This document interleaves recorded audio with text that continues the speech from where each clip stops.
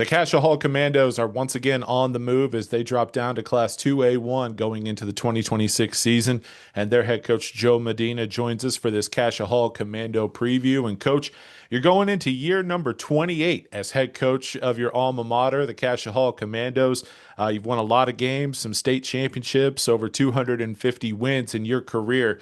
When you took over this program, again, your alma mater, almost 3 decades ago. Could you imagine? Did you think at that point that you were about to spend close to 30 years as the head coach at Cascia Hall? Yeah, I think so. I'm a Cascia guy. I graduated from here in 1984, and we're celebrating our 100th year anniversary as a school. And as a student, since I've come here as a student, I've been here for 48 out of those 100 years. So it's a long time, and hopefully I still got many more years left. Yeah, I mean, look, like I said, a lot of wins, a lot of championships, and you're coming off of a couple seasons the last few years where you were able to win the district championship. Obviously, the ultimate goal is to contend for the state title. Cascia Hall looking to climb back on that mountain. Looking back at last season, you guys go 9-3. You make it to the quarterfinal round. You lose a close game, a competitive game with Perkins Tryon there in the quarterfinals. You have to find a way to replace the school's all-time leading passer in Barrett Mullen at the quarterback position. But last season, not only do you make it, to the quarterfinals, you win another district championship, but you also go to the playoffs for the 39th consecutive year, which extends the state record for most consecutive appearances in the playoffs. And when I think of consistency, you got to start the conversation at Cascia Hall as you guys go into this season looking for 40 straight playoff appearances. That's unheard of. Yeah, I think I love that word consistency in everything that we do in life and football. Um, I just think that it shows you that you're in for the long haul.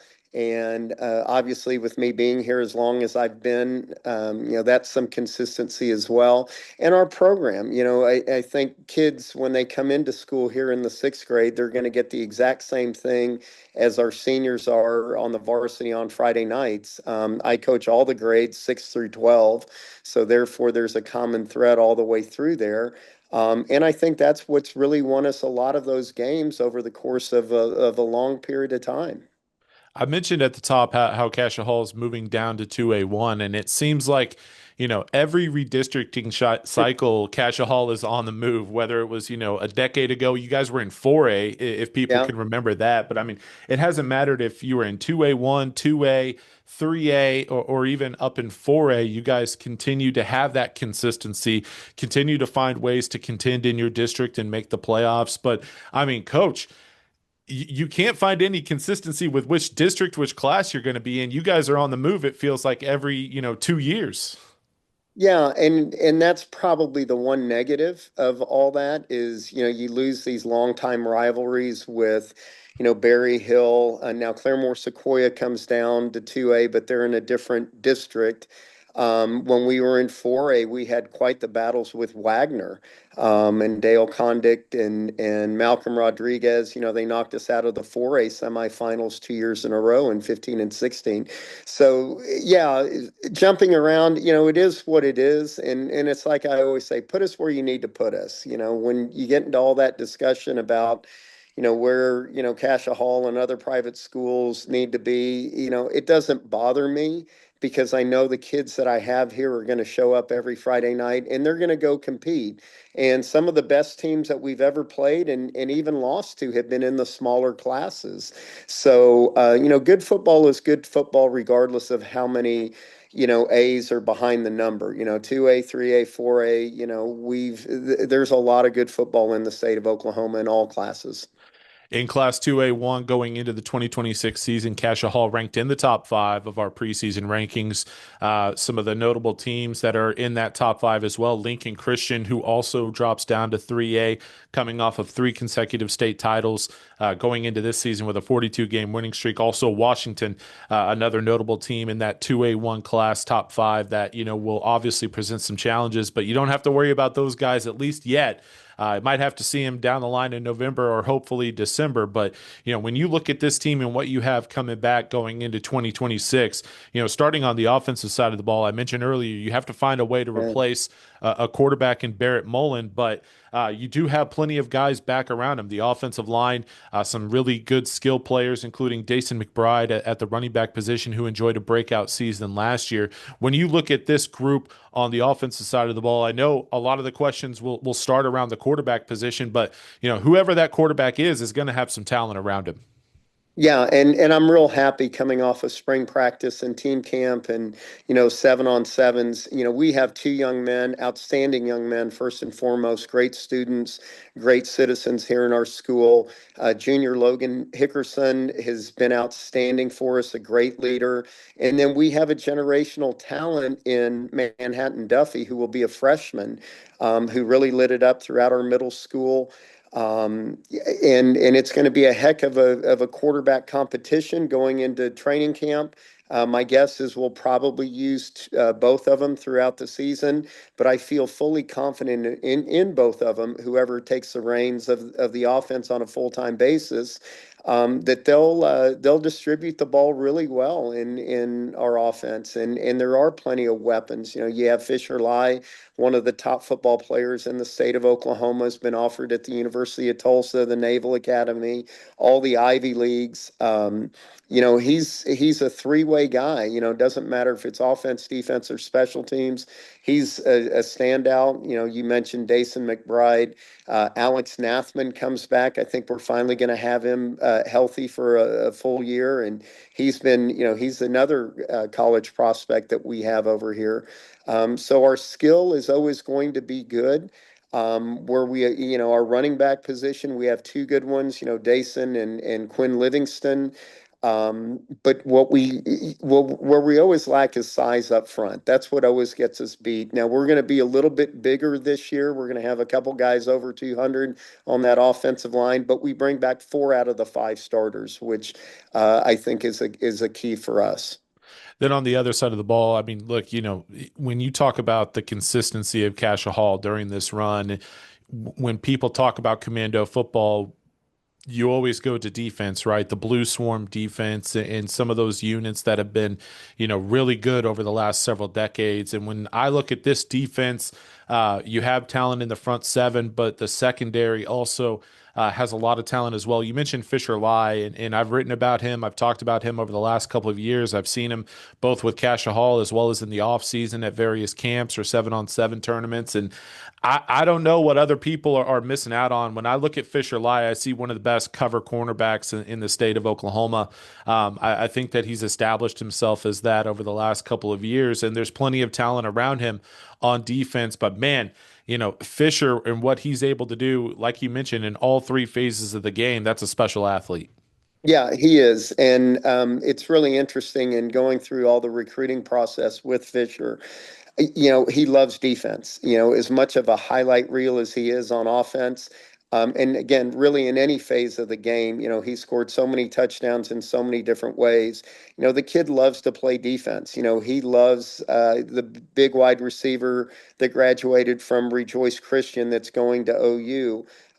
He held him last year to one catch for 13 yards. He likes being on the island, and he relishes the challenge. Another great defensive player that we have too, up at the middle level, is our linebacker Aiden Eastep, a 4-year starter there that is one of the most physical players that we've had around here in recent years, and he's got great range. And it's really interesting when we run sprints. It's neck and neck between Fisher and Aiden. So Aiden's got a lot of range and he can cover some ground. So he's really pretty much the vocal ringleader of our defense. And then up front, we've got Blake England, who is a phenomenal, and he's, again, another rangy kid. He's about 6'4", 220, long arms that we expect to put a lot of pressure on quarterbacks this year. Let's take a look at the 2026 football schedule for the Cascia Hall Commandos, and you guys are going to be tested right out of the gate in that non-district slate as you guys once again play three very good teams, as we'll have the annual Hall Brawl in week 0 between Cascia Hall and Holland Hall. In week 1, you host Rejoice Christian, a team coming off of back-to-back state championships in Class A1, although they're going to look pretty different as they also move up to Class 2A1 this season. And then you wrap up the non-district slate in week 2 at Metro Christian. So, the first 3 games of the year, you're going to have a really good idea of what you have on the field when you're testing yourself against some of the best teams in the Tulsa area. Yeah, Michael, again, that's the thing that I love. I hope people give us credit over here at Cascia Hall for one thing that, line them up and we'll play them. I'm Yeah. never going to shy away from, we've played Bartlesville in the past. We've played, Tulsa Edison. I mean, we've played larger schools. We've gone down to Texas in the early 2000s and played. We'll play whoever because I know our kids are going to compete. But that preseason, I love, obviously the annual Hall Brawl as a Cascia Hall alum, means something to us. They're a phenomenal football program that ever since they joined the OSSAA have really been a staple in mid-sized school football. Rejoice is so well coached. Coach Marley and his staff do a great job, and they're always a tough game for us. And then to me, probably one of the best all-around programs in this area are the Metro Christian Patriots. And talk about a great coaching job. Coach McCoy and Coach Taylor, those guys do such a good job, and I'm glad we finally got them on the schedule. Um, so I like the way that our preseason lines up. And then our district has some tough teams too. You got to look at Kiefer and Chisholm and Bethel. And then surprisingly, we played Dewey at 7-on-7 the other day, and they've got some skill kids that are really good. So nothing is easy over here, but I wouldn't want it any other way. Yeah, you mentioned the district slate, and my follow-up question to that was going to be who did you rub the wrong way when they laid out this district? Because man, there's not a close opponent on this thing. You got Blackwell on the road, you got Chisholm on the road, you got Perry on the road, you got Dewey, Bethel, Kiefer, and Crooked Oak coming to you. So fortunately, in a 7-game district slate, you only have 3 on the road. But man, they're not very close, coach. I don't know what happened there. And look, I get it. Some districts you have that leftover team where you have to find a way to fit them in somewhere. And maybe Cascia Hall was it for this district, but there's not going to be very many close opponents in the final 7 weeks. Yeah, that's exactly right. It's the first time in all my years here that we've been in a Western district. So I figured we were due. I like the fact that, again, some of those teams, Dewey and Blackwell, we've played in the past. Kiefer is right down the road, even though they come to Cassia. But same thing. Coach Worley is a fantastic coach, and I look for that one in the game at Chisholm, to be some really great high school football games for people to come watch. Yeah, I mean, you mentioned a West Side district. When I think of West Side Oklahoma, I think of Cascia Hall in Tulsa, Oklahoma. That's for sure. But look, I mean, you see that in some of the other classes. We talked with Jones head coach Jeremy Reed earlier this week, and all of their games in district play are either in Tulsa or in Eastern Oklahoma. So there's just those districts every now and then where you have that one team where it's like we don't know where to put them. Unfortunately for Cascia Hall. It puts you guys in the West Side District, but as you mentioned, and I don't think it's any secret, you guys are not afraid to challenge yourself. You're not afraid of going on the road and playing whoever wants to play. So it's going to be fun to watch the Commandos as you make the journey into 2A1 this season. With the majority of your starters back, with a lot of talent on both sides of the ball, and more importantly, a lot of experienced talent, because I talk with coaches all the time about, it's one thing to have, 6 or 7 or 8 starters returning, but with your group, it feels like of those starters returning, they have 2 or 3 years of experience. You mentioned Aiden, who's going to be a 4-year starter, Fisher, who's played a lot of football over the last 3 years. Not only do you have that experience of starters returning, but I mean, it has to feel like as a coach, kind of an extension of the coaching staff, guys that have, 2 or 3 years under their belt as they head into this season. Well, it goes back to that word consistency. It's real easy for a player here to get on the field a whole lot quicker than at other schools, mostly because they know the system. Again, the terminology, the way that we work practice, from the sixth grade through the 12th grade is all the same. And we make it a point of pride here that the best players are going to play regardless of, what grade they are. And as a result, we get a lot of people on the field earlier, which obviously pays dividends as they get into the upperclassmen years. Like I said earlier, we may have a freshman quarterback this year. Um, so it's an opportunity for players, to come play football really early and to play a lot of football because most of our guys are two-way guys and they'll play, at least three of the six special teams. So, our kids love to play here, and I think overall, when I'm done here at Cash, I hope my legacy is two things. One, that I really cared about our players an awful lot. I really love them. And we've done a good job of teaching our young men here at Cascia to play a violent game really, really well. And I'm proud of that, as the record speaks for itself.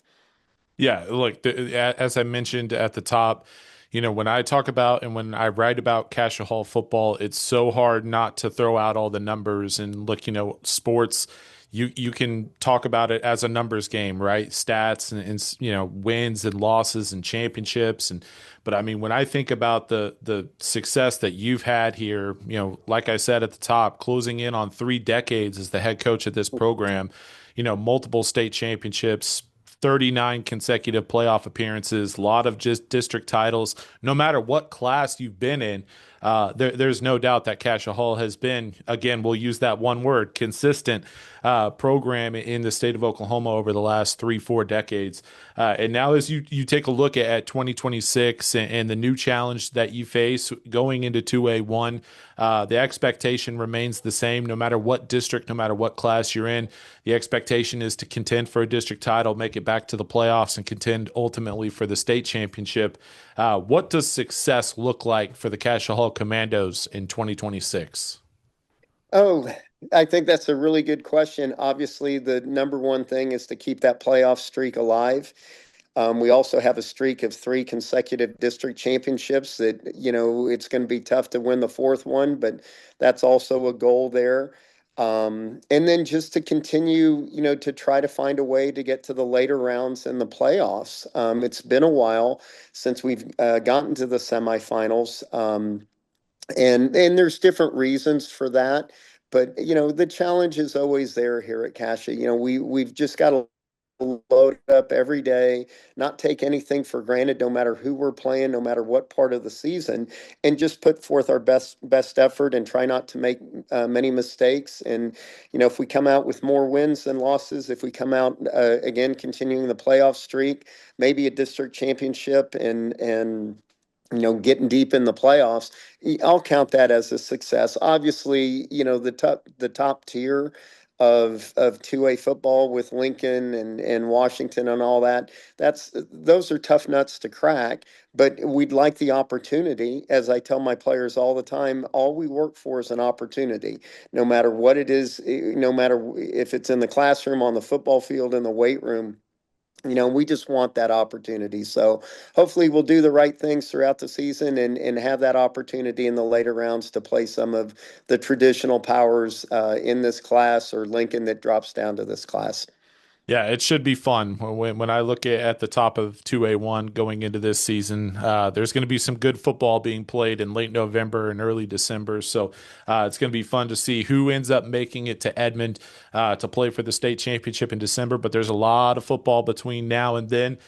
Coach, have all the respect in the world for the program that you've built at Cassia Hall. And as you mentioned earlier, I don't think it can be said enough. 100 years for the school. So a special year, not only a special football season coming up, but a special year for Cassia Hall, celebrating their 100th anniversary as a school. So it's going to be very fun to watch this season unfold there in Midtown Tulsa. Thank you so much for your time and good luck this season. Well, thank you, Michael. I appreciate it. There was a time there that I wondered if I would still be the head coach for the 100th year anniversary. So I guess that's a success. I'm still here, and I still look to be here for many, many more years. So thank you very much. Thank you, Coach. That's Cascia Hall head coach Joe Medina joining us for this Cascia Hall Commando preview. If you want to check out more on the Commandos, you can check out our Cascia Hall preview on Prep Red Zone Oklahoma, the website.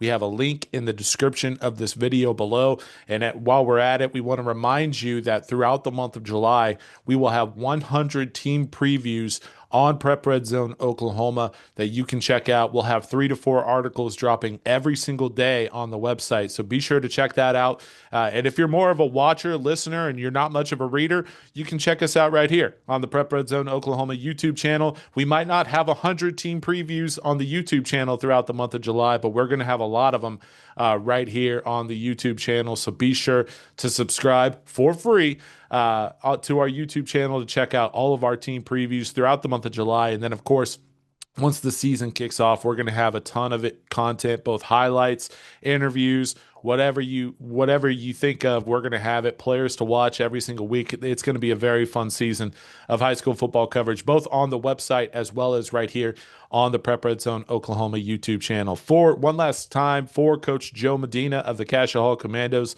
I'm Michael Knight, and this has been another team preview on the Prep Red Zone Oklahoma YouTube channel.